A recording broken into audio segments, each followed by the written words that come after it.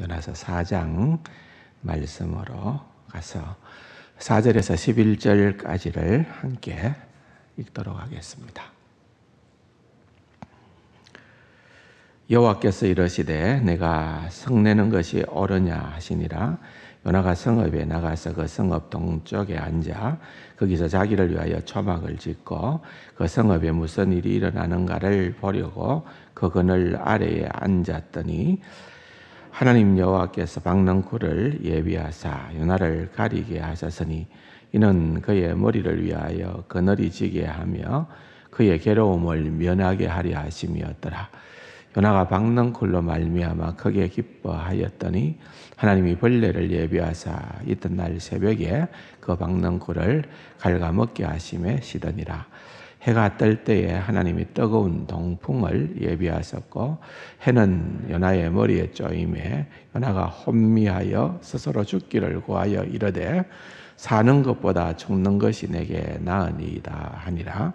하나님이 요나에게 이르시되 내가 이 박능쿨로 말미암아 성내는 것이 어찌 옳으냐 하시니 그가 대답하되 내가 성내어 죽기까지 할지라도 옳으니이다 하니라.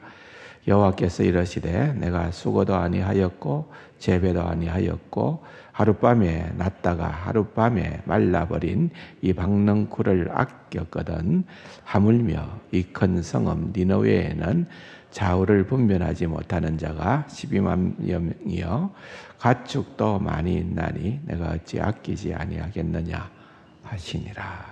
아멘. 요나서가 재미가 있지요. 요나에게서 우리의 모습을 보는 듯 하지 않습니까? 너무 완벽하지도 않고 부족한 우리의 모습 때문에 오히려 좀 더 호감이 가는 그런 것입니다. 우리가 보통 일반적으로 하나님께서 선지자로 그렇게 택하시고 부르셨으면은 정말 보통 사람들보다는 달라야 하고 누구보다도 하나님의 뜻을 잘 준행하여서 하나님과 그야말로 이렇게 동행하는 하나님의 뜻이 내 뜻이 되고 내 생각이 하나님의 생각과 일치하여서 그냥 그대로 갈등 없이 쭉쭉쭉쭉 가는 그런 사람의 모습을 연상을 하기가 쉽습니다만은 여기에 나타나는 요나는 끝날 때까지 요나는 끝날 때까지 전혀 그런 모습으로 우리에게 다가오지는 않습니다. 그럼에도 불구하고 요나는 하나님께서 사용하셨던 귀한 선지자였다는 것을 우리가 생각을 해보면서 또 요나서의 짧은 4장의 말씀을 통하여서 오늘 이 시대에 저와 여러분들에게 허락하시고자 하시는 하나님의 귀한 뜻이 무엇인가 하는 것을 한 번 더 깊이 있게 생각을 해보면 좋겠습니다.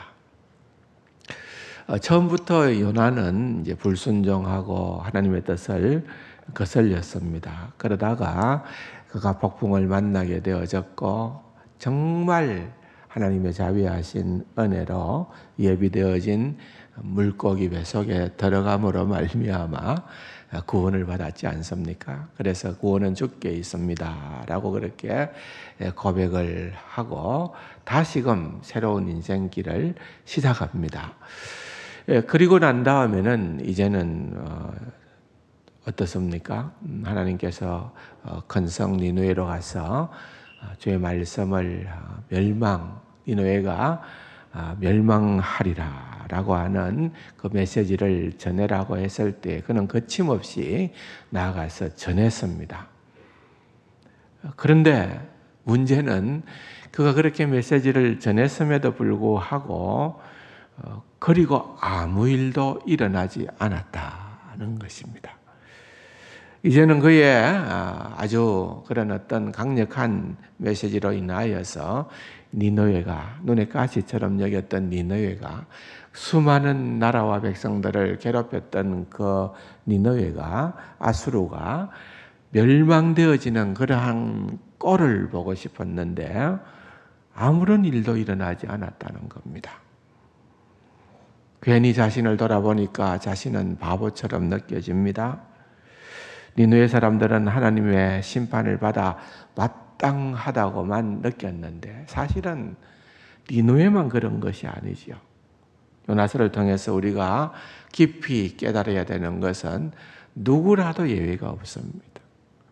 누구라도, 어느 누구라도 하나님의 은혜가 아니면은, 하나님의 자비하심이 아니면은 구원을 받을 자가 없는 거예요. 먼저 그 은혜를 받은 자가 니느웨가 아니라, 아수르 사람이 아니라 요나였습니다. 그렇게 은혜를 받았지만은 인간은 너무나도 쉽게 그 은혜를 잊어버리는 거죠. 그래서 내가 용서받은 자다라는 것을 놓치게 되니까 남을 용서할 수가 없는 거예요.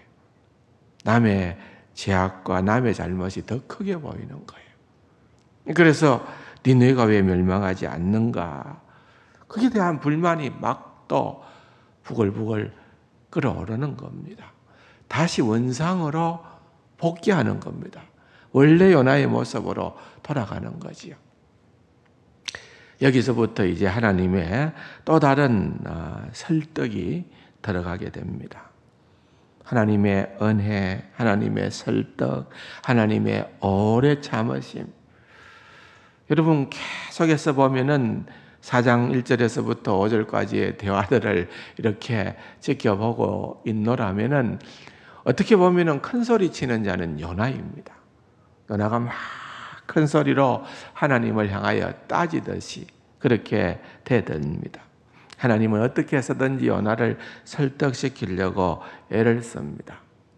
나중에 알게 되겠습니다마는 그냥 하나님은 요나에 있는 그 모습 그대로를 받아들이는 것이 아니라 하나님은 요나를 하나님의 사람으로 만드실 그러한 뭐라 그럴까요? 놀라운 계획을 가지고 있습니다. 여러분 우리의 이 모습 갖고는 안 되잖아요. 그러니까 어떤 형식으로든지 놀라운 변화가 있어서야 되는데 하나님께서 강압적으로 막 그냥 하실 수도 있지만은 그건 또한 기계적이잖아요.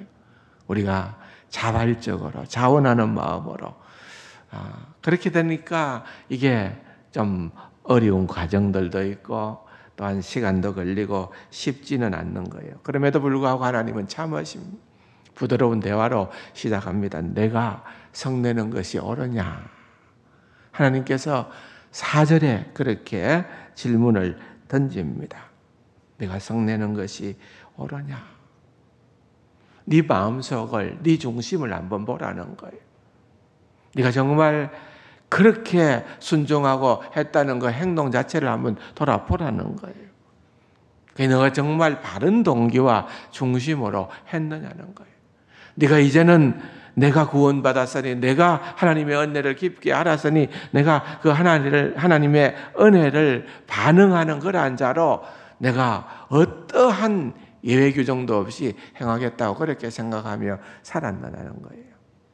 여러분 그게 참 쉽지 않습니다. 요나가 어리석다고요? 과연 그럴까요? 우리 모습도 그러한 겁니다. 갈라디아서 5장 17절에 보면은 우리를 끊임없이 바울은 우리의 옛사람과 우리의 새사람이 우리 안에서 싸운다고 그렇게 묘사하고 있습니다.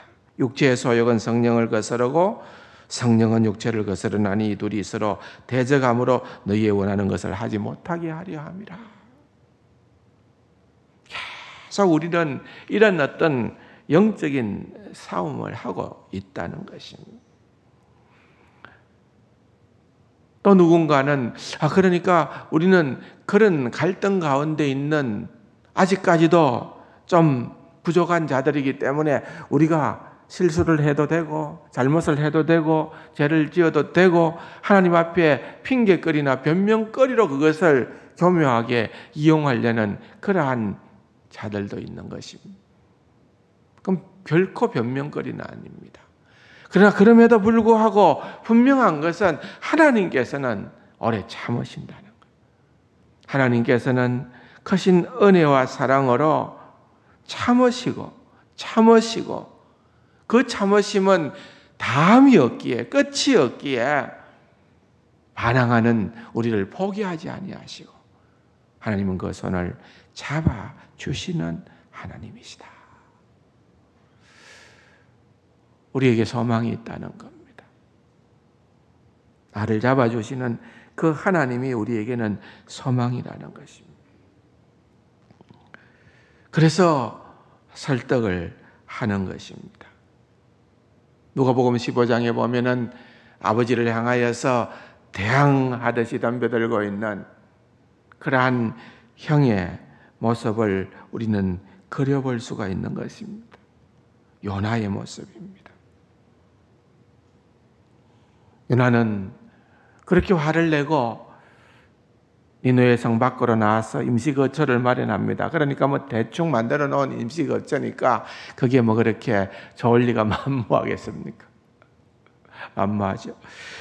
그러니까 거기에서 임시거처를 지어놓고서 이제 하나님께서 니느웨를 향하여서 멸망에 대한 집행유예는 선고했지만은 그게 그렇게 오래 가지 않을 거다. 자기 바람인 거죠.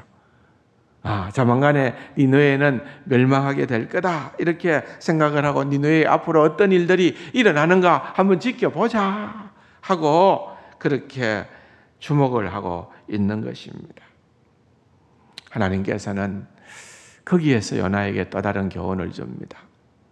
우리말 성경에는 박능쿨을 하나님께서 예비하셨다. 박능쿨. 주석가들은 이야기하고로 이거는 아주까리, 피자마 같은 거예요. 그래서 우리가 주변에서 흔히 볼 수 있는 거 있잖아요. 쉽게 쑥쑥 자라고 그 잎이 아주 큰 그런 것입니다. 그런 식물입니다. 그것이 이제 그늘이 되어주니까 강렬한 햇빛으로부터 시원하게 되어지고 그 박능쿨이 갑자기 등장을 하니까 6절에 보면은 요나가 그 박능쿨로 인하여 하반분에 박능쿨로 말미암아 크게 기뻐하였다. 박능쿨로 인해서 크게 기뻐했다. 이것은 굉장히 강한 표현의 그런 어떤 동사입니다. 그걸로 인하여서 내가 흐뭇하고 기분이 좋았다. 그 말입니다. 때로는 여러분 우리가 깊은 절망감에 빠지게 되어질 때나 또는 우리가 그렇게 좀 침체되어 있을 때 아주 작은 위로라도 우리에게는 크게 다가올 때가 있습니다. 어떤 생각을 했을 것 같습니까? 요나의 생각에는 이제는 때가 됐나 보다. 이제는 내가 모든 것들이 술술 풀리게 되나 보다. 이제는 앞으로 나에게 남은 모든 일들이 순탄하게 열릴 징조가 보이는구나. 그렇게 기대감을 가지고 크게 기뻐했다는 것입니다. 그런데 그 다음 날 일어난 현상은 하나님께서 준비하신 그 박능쿨을 시들어 말려버린 것입니다. 더 이상 그늘의 역할을 감당할 수가 없으니까 그리고 난 다음에 하나님께서 강력한 뜨거운 동풍을 불게 함으로 말미암아서 요나를 당황스럽게 만드신 것입니다. 믿을 수가 없다. 어떻게 하나님의 백성인 나에게 이런 계속 조금 희망이 보이는 듯 하다가도 꺾여버리고 설상가상으로 자꾸만 문제가 더 커져만 가고 어려움은 깊어져만 가는가. 그렇게 생각하게 되는 것입니다. 얼마나 화가 났으면은 여러분 9절에 보면은 요나는 직설적으로 얘기합니다. 그가 대답하되 내가 성내어 죽기까지 할지라도 옳으니이다. 네가 그렇게 화를 내는 것이 옳으냐? 주님 말씀하니까 내가 죽기까지 할지라도 성내는 것이 화내는 것이 옳습니다. 무슨 말입니까? 나는 화가 나서 괴로워 죽겠습니다. 그 말입니다. 나는 괴로워서 죽겠습니다. 여러분, 우리도 이 박능쿨의 교훈이 있지 않을까요? 하나님께서 우리를 다듬어 가시는 훈련 가운데 때로는 우리에게 이러한 박능쿨을 걷어버립니다. 그 박능쿨이 작은 그늘일 수도 있지만 크게 보면은 또한 나라와 민족을 위한 그의 꿈일 수도 있고요. 또한 우리가 가지고자 하는 그 어떤 것일 수도 있는 것입니다. 그런데 하나님께서 그것을 거두어 가시는 거예요. 아니, 우리를 괴롭히시기 위해서 그런 것일까요? 결코 그렇지 않다는 것을 우리는 잘 알고 있는 것입니다. 하나님께서 영적인 수술을 하는 거예요.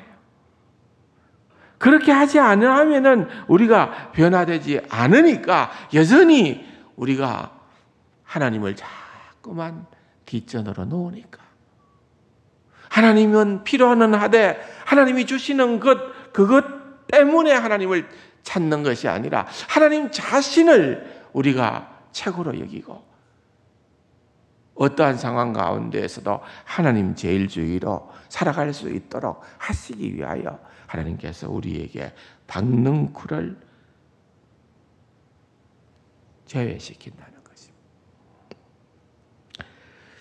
어메이징 그레이스, 나 같은 죄인 살리신 그걸로 유명한 존 뉴턴은 하나님이 박능쿨을 치신 이 구절을 가지고 찬양시를 썼어요. 자세히 한번 들어보십시오. 나는 주님께 구했다. 믿음과 사랑 모든 은혜에서 자라게 해달라고, 주님의 구원을 더 알게 해달라고, 그리고 주님의 얼굴을 더 간절히 찾게 해달라고. 내가 바랐던 것은 어떤 은총의 시간에 하나님이 나의 간구에 즉시 응답하시고 그분이 사랑의 억제력으로 나의 죄를 제압하고 안식을, 평안을 주시는 것이었다. 그러나 하나님은 내 마음에 숨겨진 악을 느끼게 하셨고 지옥의 성난 권세가 내 영혼을 구석구석 공격하게 하셨다. 그뿐 아니라 주님은 선수 내 고통을 악화시키기로 작정하신 듯 했다. 내가 세운 온갖 좋은 계획을 방해하시고 내 박능쿨을 치시고 나를 쓰러뜨리셨다. 내가 떨면서 부르짖었다. 주님, 왜 이러십니까? 왜 벌레 같은 저를 추적하여 죽이려 하십니까? 주님께서 말씀하셨다. 나는 바로 이런 식으로 은혜와 믿음을 구하는 기도에 응답한다. 나는 이런 내적 시련들을 사용하여 자아와 교만에 묶인 너를 자유롭게 하고 세상의 기쁨을 누리려는 너의 계획을 무산시켜 내가 내 안에서 모든 것을 찾게 한다. 여러분, 이해가 되십니까?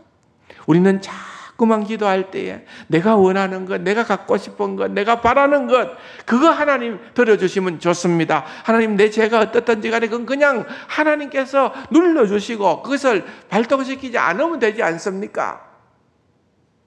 하나님은 우리가 원하는 것보다 더 원하는 것은 우리 자신입니다. 우리 자신이 하나님 앞에서 변화되어지기를 원하시기 때문에 이 박능쿨을 우리에게서 거두십니다. 지금 이 시간에 혹시 하나님께서 여러분들이 그렇게 좋아하는, 여러분들에게 세상적인 유익을 주는 그런 박능쿨을 하나님께서 거두십니까? 여러분, 하나님을 찬양하시기를 바랍니다. 하나님께서는 여러분들을 사랑하신다는 겁니다. 하나님께서는 여러분들을 진정 하나님의 사람으로 변화시키시는 그러한 과정이다라고 하는 것을 우리는 믿어야 된다는 것입니다. 내가 성내어 죽기까지 오르니까. 여러분, 혹시라도 내가 지금 하나님께 대항하는 것은 아닌가? 하나님께서는 내가 원하시지 않는 방법대로 나를 다루시는 것에 나는 분노를 표출하고 있는 것이 아닌가. 여러분, 하나님께서 우리를 향하여 오래 참으시고 은혜를 베푸시고 우리를 사랑하시는 그 사랑은 정말 너무나도 놀라운 사랑입니다. 여러분 10절과 11절에 보면은 그 사랑을 긍휼이라는 단어로 우리에게 소개를 하고 있습니다. 여러분 10절 11절을 한번 같이 읽어볼까요? 여호와께서 이르시되 내가 수고도 아니하였고 재배도 아니하였고 하룻밤에 났다가 하룻밤에 말라버린 이 박능쿨을 아꼈거든. 하물며 이 큰 성읍 니느웨에는 좌우를 분별하지 못하는 자가 12만여 명이요 가축도 많이 있나니 내가 어찌 아끼지 아니하겠느냐 하신지라. 여기에 아낀다라는 말이 긍휼이라는 말이에요. 네가 그 식물 같은 박능쿨 같은 것을 긍휼히 여기고 아끼고 그것을 아쉬워 한다면은 저 큰 성읍 12만 명이나 있는 저 큰 성읍 니느웨의 사람들을 내가 아끼지 아니하겠느냐? 내가 긍휼히 여기지 않겠느냐? 그렇게 말씀하시는 것입니다. 그리고 그 긍휼의 마음을 묘사하기로 좌우를 분변치 못하는 자들이다. 여러분, 우리는 다른 사람에 대해서 얼마나 공격적입니까? 바보스럽다, 철이 없다, 못됐다. 내 편이 아니면은 상대방을 향하여서 우리는 그냥 난도질을 합니다. 그런데 당대의 가장 포악한 나라 백성이었던 이 아수르 사람들, 주님은 좌우를 분별하지 못한다. 너무 몰라서 이렇게 한다는 거예요. 그러므로 그들에게 심판보다도 더 필요한 것은 하나님의 긍휼이다. 그것을 일러주고 있는 것입니다. 십자가상의 예수님의 모습이 연상되어집니다. 주님, 저들은 자기가 하는 일이 무엇인지를 알지 못하나이다. 저들이 우둔하여서, 저들이 미련하여서 알지 못하여 무죄한 나를 십자가에 이렇게 매달지만은 하나님 저들을 미워할 것이 아니고 하나님 저들의 죄를 사하여 주시옵소서. 이것이 바로 하나님의 마음, 우리 주님의 마음입니다. 하나님께서 왜 요나에게 이와 같은 훈련을 시키십니까? 네가 물고기 뱃속에서 구원받아서 나와서 니느웨를 향하여 가서 외쳤느냐, 순종했느냐? 그러나 너 중심을 봐라. 네가 정말 나처럼 그들이 너무나도 불쌍하여서 너무나도 그들을 긍휼히 여김으로 말미암아 그렇게 다가간 행동이냐? 그렇지 않으면은 너는 사랑이 없는 그러한 메아리에 불과했느냐? 라고 하는 것입니다. 사랑하는 성도 여러분, 오늘 요나서를 마무리하면서 하나님께서 우리에게 권면하시는 말씀의 가장 중심은 이 긍휼을 배워라. 주의 긍휼하심을 배워라. 그것입니다. 그 깊이가 알 수 없는, 다함이 없는 하나님의 그 놀라운 긍휼을 우리가 배워야 된다는 것입니다. 오늘 요나서는 짧은 4장에 불과하지요.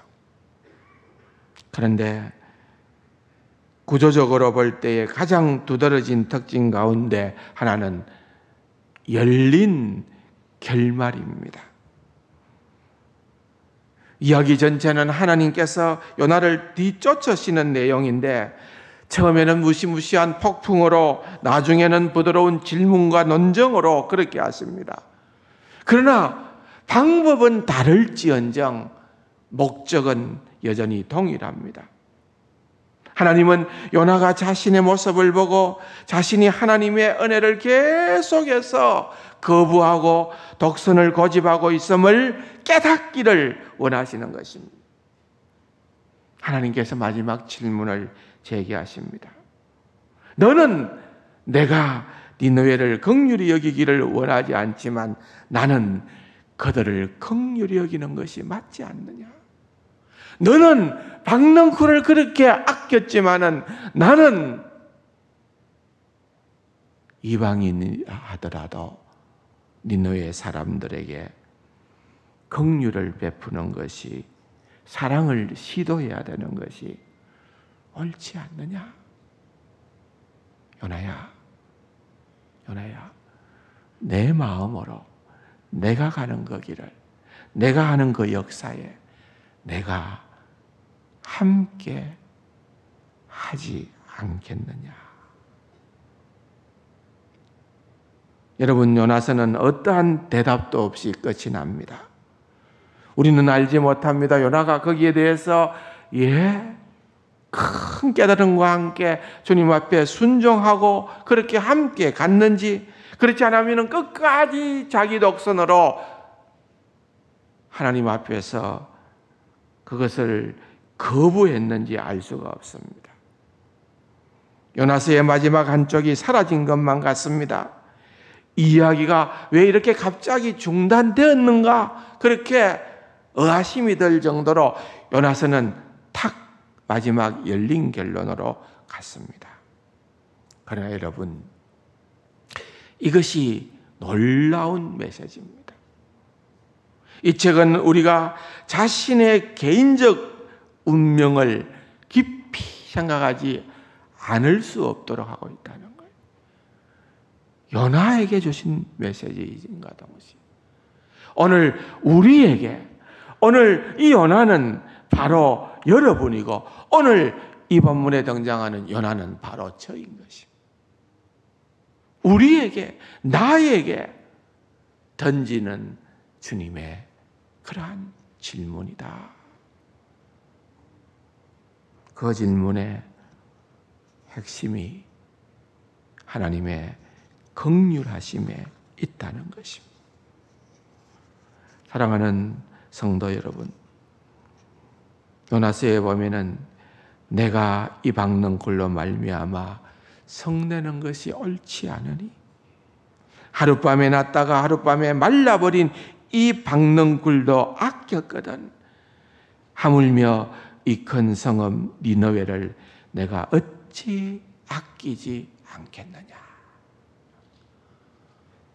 하나님의 긍휼하심,